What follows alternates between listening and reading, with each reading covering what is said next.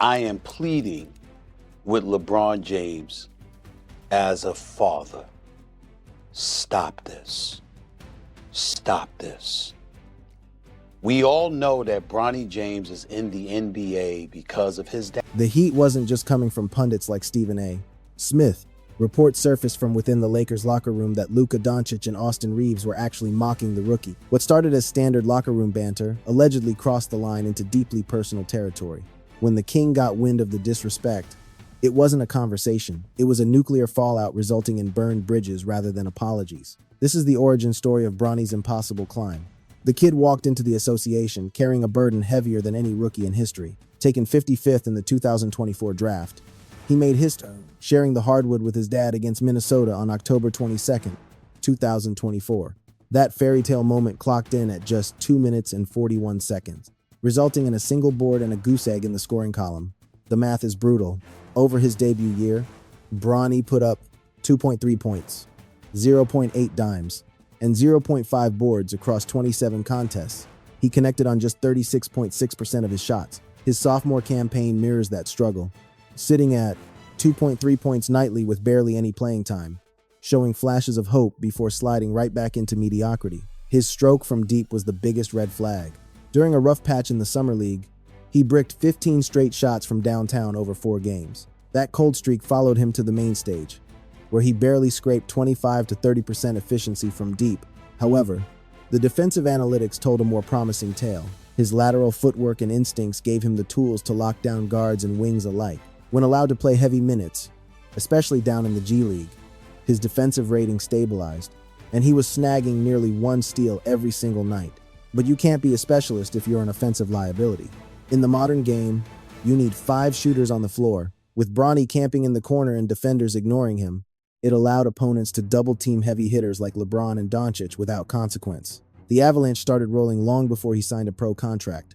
LeBron, publicly dreaming about teaming up with his son, set a bar that Bronny never signed up to clear. Back in March 2023, the King tweeted out, "Man, Bronny is definitely better than some of these cats I'm watching on League Pass." It's actually funny. That statement was gasoline on the nepotism fire. Once teams realized drafting the son was bait for the father, the narrative was set in stone. The Lakers brass faced the ultimate question: did they burn the 55th pick to keep their superstar happy? Or did they actually see an NBA player in the kid? I am pleading with LeBron James as a father. Stop this. Stop this. We all know that Bronny James is in the NBA because of his dad. We love what we're seeing from him in the G League because that's where you belong. As you hone your skills and you get better and you legitimately earn, which I believe he has the potential to do, I am rooting for Bronny James. It would be cruel to root against him. He's a wonderful kid. I wish him nothing but the best. But he's LeBron James' son. Bronny James is averaging 0.3 points, 0.3 assists, and 0.4 rebounds. You know what people are saying. You know what they're going to do to this kid. In 13 games, he has played 44 minutes. He has scored 4 points.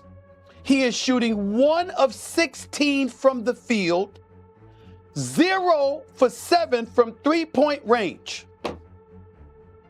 How are you doing him favors? The glare got blinding. Charles Barkley didn't hold back, calling the Lakers' strategy awful and a PR nightmare. He insisted Bronny wasn't NBA ready and needed to be grinding full-time in the developmental league. Even peers were skeptical. Jaylen Brown was caught courtside whispering, "I don't think Bronny is a pro." He tried to clean it up online later, praising the kid's future. But he stood by his assessment of the present. Retired legends joined the pile-on. DeMarcus Cousins claimed the pick proved the Lakers had given up on winning championships. Kwame Brown went for the throat, calling Bronny soft and lacking the confidence to hit the broadside of a barn. And it wasn't just talk. Bronny finally got his first bucket, a driving layup in Cleveland, right where his dad's legend began. My sense is that he's better than I would have been in that situation. 20,000 fans screaming my name to get in the game and wanting me to be in the game. And the roles reversed. I don't know if I would have been able to handle it. So just commend him on, his composure, the way he approaches, not only the game, just approach, life in general. Summer League revealed the cracks. Versus San Antonio, Bronny shot 1 for 5 and coughed up the ball 3 times. He completely whiffed a layup at the buzzer, airballed a 3, and fumbled a drive. It was ugly. The internet was ruthless. He's terrible. Against Dallas, he blew a game-winning shot with 4 seconds left. Bronny scraped together 8 points on ugly shooting splits, while Cooper Flagg absolutely worked him on the defensive end. Twitter went nuclear, claiming the Kings' heir lacks the clutch gene his old man is famous for. That preseason opener against Phoenix alongside LeBron exposed the chasm between them. Bronny logged 13 minutes and put up a goose egg 0 points, 2 boards, 1 dime, and 4 giveaways. Meanwhile, LeBron dropped 19 points on an efficient 8 for 12 clip in just 16 minutes, making the talent disparity the main headline. In one rough loss, the father-son duo combined for 8 turnovers, splitting the blame with 4 cough-ups apiece. The internet ruthlessly mocked Bronny for being an anchor on his dad's legacy, and by November, even JJ Redick's patience started wearing thin. Cameras caught Redick and Luka Dončić chewing Bronny out for passing up wide-open looks. Also on the roster, so it's a true family affair for Giannis. Giannis and Dončić actually during Eurobasket in the summer were the 2 top scorers in the entire tournament. With 5 to shoot, outside, Austin not going to get Giannis and froze the defense. Tonight was his 13th straight start since Kevin Porter Jr. went to the sideline with his injury. Luka's in pretty deep, kicks it into the corner. Bronny getting the start tonight. Let's see now, plenty of action. Now down the middle goes Reaves, counterfeit goes. It is Bronny's reluctance to pull the trigger that has the coaching staff and the locker room tearing their hair out. Labeling himself a defensive specialist aligns with his skill set. Sure, but it becomes a liability in lineups desperate for offensive production. After a matchup with the Spurs, Bronny told the press plainly that locking opponents down is the role he wants to master. He explained that with superstars like Luka, LeBron, and Austin Reaves handling the scoring load, the team needs grinders like him, Vando, and Jake LaRavia to do the dirty work on defense. On paper, the strategy tracks, since the offense runs through the stars. But when Bronny turns down open jumpers, it destroys the floor spacing and kills the flow. You could see the toll it took on Luka, who looked visibly annoyed after Bronny passed up shots on back-to-back plays. It was not personal, though it was just competitive fire and championship standards. But every viral clip fueled the haters, making it impossible for Bronny to shake the microscope. One good game was instantly buried by the next struggle. His outing against the Spurs on February 11th, 12 points, 6 assists, 3 boards, and a block in 25 minutes finally earned some props from Redick. Coach Redick specifically pointed out the confidence boosters, like swatting Kelly Olynyk and draining those 3-pointers. Yet, 48 hours later against Dallas, Bronny was relegated to garbage time in a blowout loss, cementing the inconsistency of his rookie campaign despite flashes in the G League. He posted 12 points and 6 dimes against the Clippers and even exploded for 31 elsewhere. But his actual NBA minutes stayed scarce and strictly situational. That 4-year, $7.9 million deal drew major heat, with critics calling it way too rich for a 55th pick. The contract structure screamed special treatment, especially when other late-rounders were scraping by on non-guaranteed minimums. Bronny got financial safety, but the nepotism claims hit hard because, frankly, they held water. Would he have been drafted at all if his last name was not James? The honest answer is uncomfortable. His stats at USC, 4.8 points a game on 36.6% shooting, did not exactly scream NBA talent. He looked raw, and his recovery from that terrifying cardiac arrest in 2023 definitely complicated the scouting reports. That health scare stunted his growth in college, leading some to argue he needed another year in school, while others insisted he never should have declared for the draft. Declared. How's that chapter been satisfying, actually seeing the tangible growth? Seeing his growth? It's been great to see and to watch. And he's still young. Obviously just turned 21 not too long ago, and he's still learning and, still getting better with each and every rep. I think he's enjoying the process. I think you can obviously ask him, more than... LeBron preached patience, highlighting that Bronny's path is nothing like the typical rookie experience. The insane pressure, the constant microscope, and the heavy expectations created hurdles that no other player has to clear. The burning question persists: can Bronny step out of that massive shadow and prove he belongs? Or will he end up a cautionary tale about forcing it too soon? Then there is the Dončić, Reaves, and LeBron triangle, the blockbuster trade bringing Luka from Dallas to L.A. completely flipped the script for the Lakers. When LeBron first heard the news, he actually thought he was being punked or reading a fake report. Sending Anthony Davis away was a seismic shift for the franchise. But LeBron noted that Luka obviously walks in with tons of confidence. He is one of the greatest talents the world has ever seen. So my advice to him was simple: just be you. That first chat set the vibe immediately. With LeBron's message to Luka being short but profound: do not try to fit in, fit out. When reporters asked about his debut in the purple and gold, Luka admitted, "I was actually nervous before tip-off." He said it was the first time in ages he felt those jitters. But once he stepped on the floor, the fun returned and it felt amazing to be back out there. LeBron went out of his way to welcome Luka, and the gesture of letting Dončić choose whether to be introduced last spoke volumes about the new pecking order. Luka laughed, saying, "Yeah." He texted me that morning saying, "Whatever you want." And for a legend like him to do that is just incredible. It really shows you the measure of the man. He stepped aside to let me have my shine, and I truly value that. Since that trade went down in February, the whole dynamic has shifted. LeBron is making it clear he is building around Luka's timeline, not his own. This represents a massive break from the past, where James always operated as the solitary sun the team orbited around. Back in January, Bron kept it real with the press. "Luka does not need to adjust for me.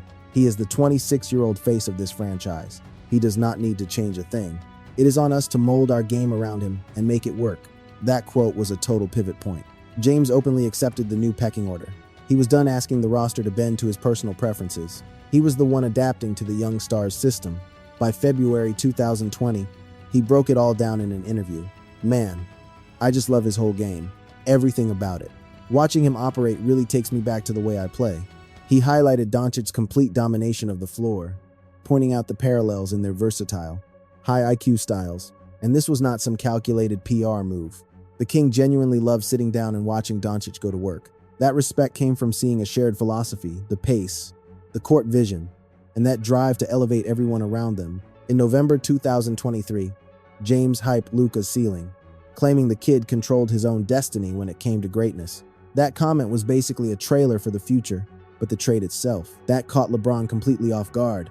When the news first hit, he thought it was a prank. Stories vary on just how deep LeBron's fingerprints were on the deal. Some say he pulled the strings. Others swear he was blindsided by them shipping off Anthony Davis without looping him in. Right after the trade on February 2nd, 2025, LeBron confessed to the press, "Luka has been my favorite player in the league for a minute. I have always tried to play the right way and inspire the next wave. And Luka just happens to be leading that pack. Now we are sharing a jersey, so it is going to be seamless." But really, how much does pairing up with a young prodigy like Luka, a literal basketball savant, actually weigh into your decision-making moving forward this season? You mean regarding how much time I have left on the clock? How long have you been covering this sport? Anyway, exactly. And the answer is zero. The chance to lace them up next to him every night, that is the ultimate motivation. This alliance isn't about LeBron's career path. It is strictly about squeezing every drop of magic out of the time they have left together. Even after crushing his old squads, James keeps praising Dončić's evolution. And Austin Reaves, he slid right into this dynamic perfectly. LeBron spotted Reaves' spark during his first Lakers practice in October 2021, stating plainly he is an NBA player. He belongs at this level. "I watched a ton of tape on him when we signed him, and I knew he had it. He has the size, the shot making, the vision, super smart kid with a lot of dog in him. I bet Luka and Bron are texting you right now. Oh, for sure. He is probably roasting me for bricking like 14 shots. That trash talk just shows how comfortable we are." Reaves laughed about the incoming texts from both icons, giving a glimpse into just how chill their relationship really is. When Reaves dropped 51 points in October, LeBron tweeted, "50-piece nugget, that boy AR is too tough," adding, "Damn, that is crazy. We were inches away from back-to-back 50-point games. Damn it.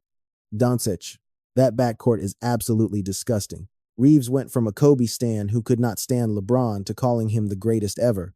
That flip happened in the daily grind. Can you break down how you feel when Luka is running the show? What is going through your mind? Are you just reading the floor? Or do you want to trigger two-man actions? You know you are drawing their top two defenders. Right. So does that turn Austin into the screener? Since the defense has to send a third body his way. And that is exactly who we are. LeBron dissected how the trio operates, showing the strategic bond runs deep. He explained how fielding two elite playmakers himself and Dončić creates absolute nightmares for the defense. That chemistry goes beyond the court.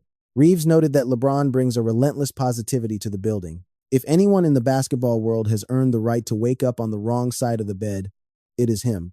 But he never does. It is, like you said, having guys who can play bully ball, but also have the brain power to manipulate the game for the greater good of the squad. That is the secret. It is the reason I have been able to dominate at this level for as long as I have. LeBron's philosophy is built on sacrifice.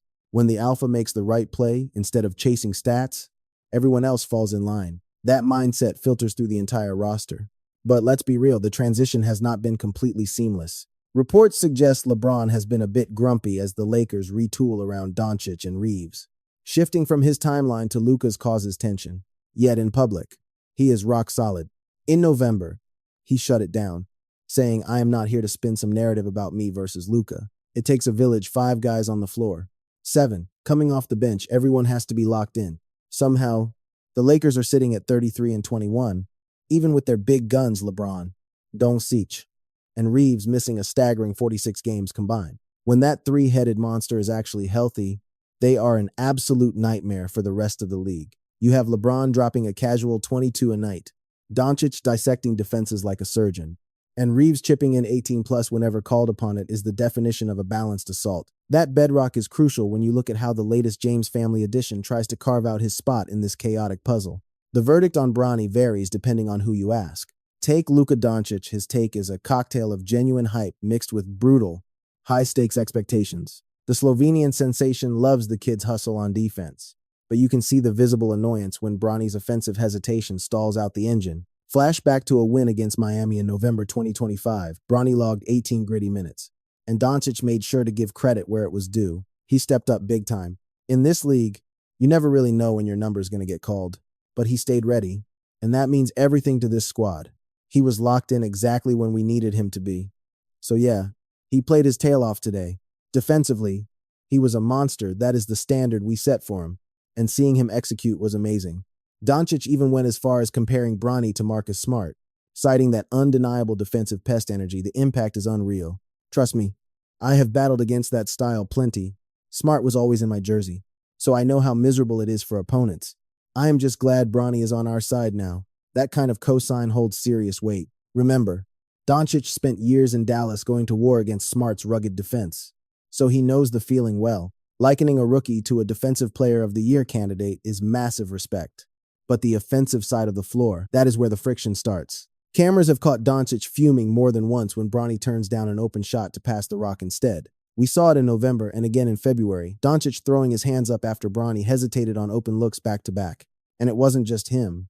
Coach Redick looked ready to blow a gasket too. It highlighted a glaring issue for the whole unit. Bronny's fear of bricking a shot was killing their spacing and ruining the offensive flow. That is just Dončić's killer instinct kicking in. When you are chasing a ring, you cannot afford to waste a single possession. If you are parked in the corner and won't pull the trigger, you are a liability, no matter how good your defense is. Dončić's take is tough, but it is fair and focused on growth. He views Bronny as a defensive asset who desperately needs to level up his offensive confidence to stay on the floor. Honestly, that tracks for where he was picked. You do not usually expect a late second-round pick to set the world on fire right out of the gate. Hot mics have even caught Dončić telling the other guys, he is going to get there. Man, he just needs to believe in his shot. That behind-the-scenes support balances out the on-court outbursts, showing that their relationship is a lot more nuanced than the viral clips suggest. Austin Reaves, on the other hand, takes a totally different angle. As an undrafted guy who had to claw for every minute, he has way more patience for Bronny's grind. Back in training camp in October 2025, Reaves went out of his way to hype Bronny up to his face. Bro, you have consistently been one of the best guys on the hardwood every single day. Just keep doing your thing. That endorsement hits different because Reaves isn't the type to hand out participation trophies. He saw the work Bronny was putting in when the gym was empty. After that breakout Miami game, Reaves doubled down on the praise. I thought he was solid. He gave us quality minutes, locked up on defense, and made all the right reads on the other end. The more reps he gets, the sharper he is going to become. We honestly needed every second he gave us tonight. I cannot wait to see him keep building on this. Plus, that alley-oop from Reaves to Bronny was easily the highlight of the night. Reaves was cracking up afterwards, joking, I have got to be the first guy in history to throw a lob to a dad and then turn around and throw one to his son. That is just classic Austin Reaves energy. He finds the fun in the madness. Connecting on oops with both the king and the prince is a pretty special flex. But Reaves having Bronny's back isn't just for show. It acts as a shield for a young kid dealing with insane pressure. It builds brotherhood and tells the world that the Lakers see Bronny as a real baller. Not just a nepotism hire. You have Dončić bringing the fire and Reaves bringing the patience. It creates a perfect balance in the locker room. Bronny gets the tough love he needs to get better, but also the support system to keep his head up when he stumbles. Look at the Spurs game injuries forced him into big minutes, and he delivered with a career-night 12 points, 6 dime, and lockdown defense. It proved he belongs when given the keys, but finding that groove every single night is still the hardest part. Then, 2 days later in a blowout, he barely sniffed the court. That yo-yo from star of the night to riding the pine is just life as a developing rookie. Both Dončić and Reaves get it. They know how to adjust their expectations based on the nightly grind. As long as Bronny stays in his lane defending hard, cutting to the rim, moving the ball, the stars love playing with him. It is only when he tries to do too much or disappears that the frustration bubbles up. For now, they see him as a project worth the patience, but still held to that championship standard. That dynamic helps Bronny survive the impossible shadow of his father while trying to make his own name, all while LeBron plays goalie against the critics from the sidelines. LeBron fights for his boy with the raw instinct of a dad and the sharp tactics of a 23-year league survivor who knows how to spin a story. Every clapback he sends isn't just shielding his kid, it's a calculated move to highlight the insane hurdles Bronny has to jump. At the core of all this defense lies one simple truth. The kid handles the heat way better than the king did back in the day, a point LeBron loves to hammer home during press runs. Back in July 2024, right after the draft dust settled, James told ESPN that the public really doesn't get his son. He's completely unbothered, while I'm the one actually losing sleep over it. When I first hit the scene as a rookie, I was desperate for approval, and the chatter really got under my skin back then. But he gives zero damns about any of it. He tunes it all out. He's chill, total polar opposite of his old man. That comparison wasn't accidental. It painted Bronny as the one with the steel-trap mind compared to a young LeBron. It hinted that the hate won't break the kid, while slyly reminding everyone that even the G-O-A-T had haters at the start. Honestly, my gut tells me he handles that specific spotlight better than I ever could have. Imagine 20,000 fanatics screaming your name, begging you to check in if our spots were swapped. I doubt I'd have kept it together. After Bronny's homecoming game in Cleveland, LeBron doubled down on that sentiment. The kid's ice-cold demeanor blew his dad away because LeBron knows exactly how heavy that jersey feels. James broke down the modern-day struggle even further when he chopped it up with Jason and Travis Kelce on New Heights in January 2025. Look, Bronny doesn't need hoops to survive. It's not like he's chasing a paycheck to keep the lights on. He's got a blank check for life. If he wanted to run my empire, I'd hand him the keys and show him the ropes right now. Instead, he's like, no, this is my dream, my grind. That right there shuts down the whole daddy's boy narrative. He picked up the ball because he loves it, not because he's broke or because I forced him into the family business. The hunger is real. Then LeBron pointed out, I never had to battle internet trolls when I was coming up. Bronny faces that noise daily. If you meet him and still root against him, you're the clown. Honestly, because he's navigating a minefield with class. But I truly believe that fire is forging something special. He's framing the hate as unjust since LeBron only had to worry about the box score. Bronny's carrying that weight plus the viral hate, the legendary surname, and the Nepo baby tags. Sometimes that protective streak gets messy, like the dust-up with Stephen A. Smith in March 2025. Stephen A. kept begging LeBron to stop putting the kid in the spotlight, and apparently that hit a nerve. Smith spilled the tea on First Take, saying, LeBron rolled up on me out of nowhere to check me about my commentary on his son. It was a crucial detail for Smith. He was critiquing the father's strategy, not the son's game. But James took it personally. Smith wondered why they couldn't handle it backstage, noting that the public showdown just poured more gasoline on the fire. Even former teammates weren't safe. Kendrick Perkins found himself in the doghouse after questioning Bronny's draft stock. Perk admitted on a pod, Bron got heated with me over the draft talk.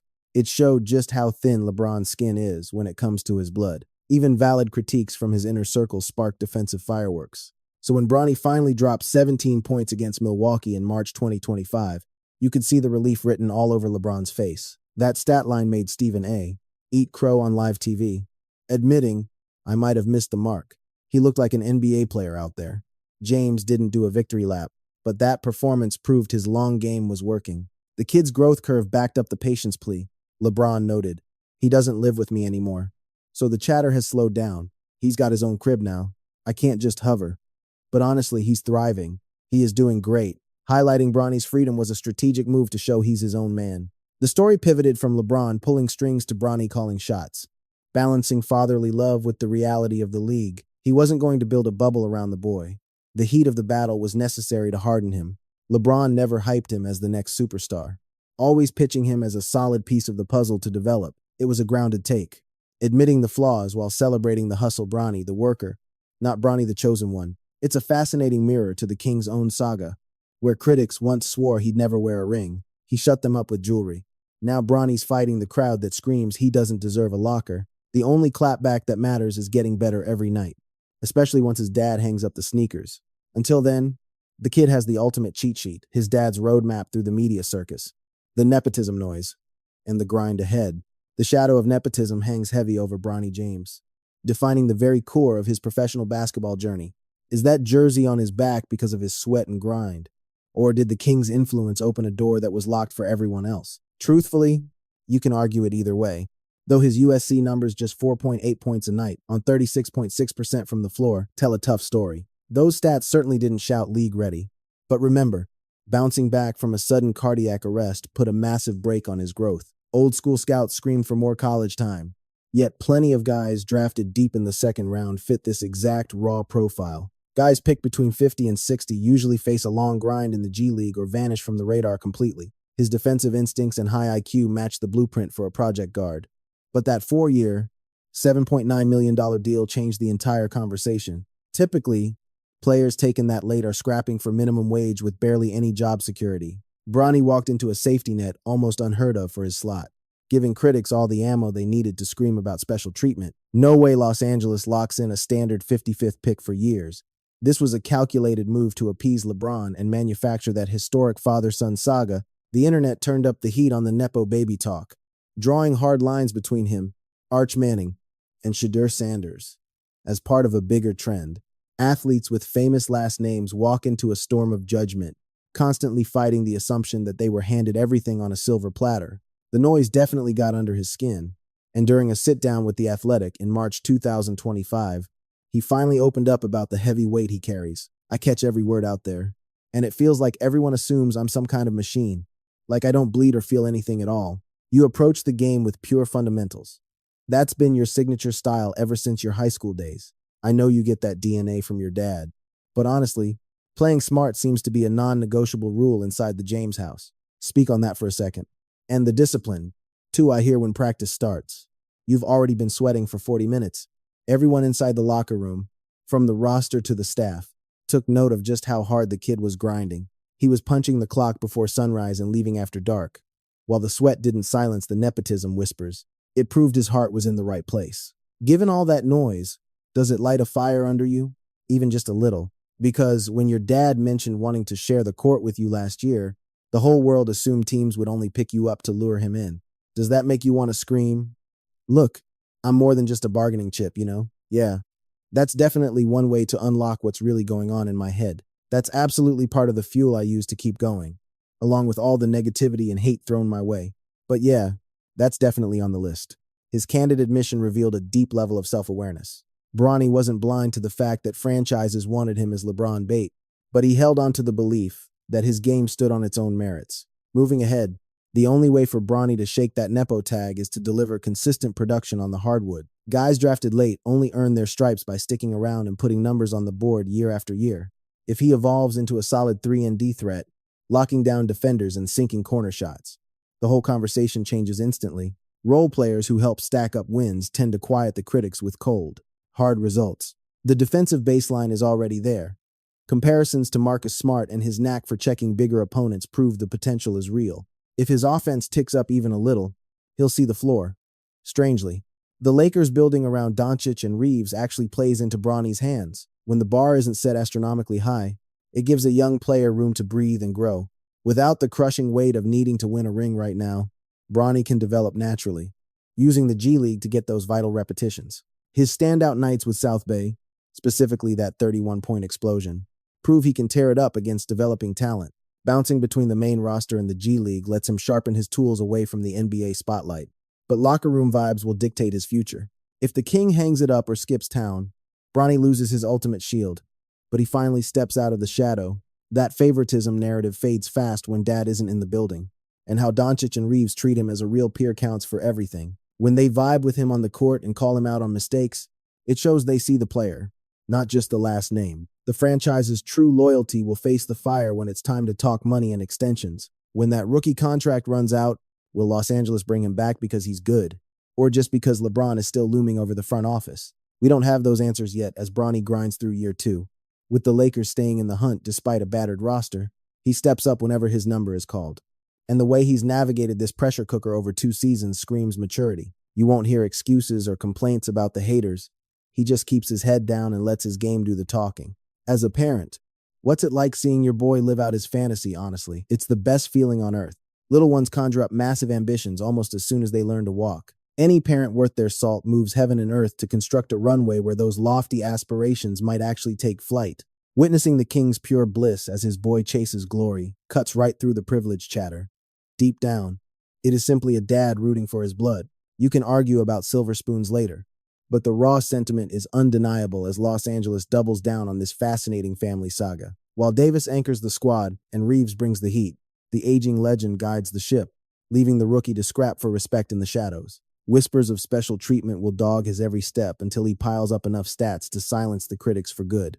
It is a daily grind of sweat, drills, and lockdowns, proving that the final chapter of this young man's legacy is nowhere near print. If this drama grabbed your attention, definitely smash those suggested links popping up to keep the excitement rolling.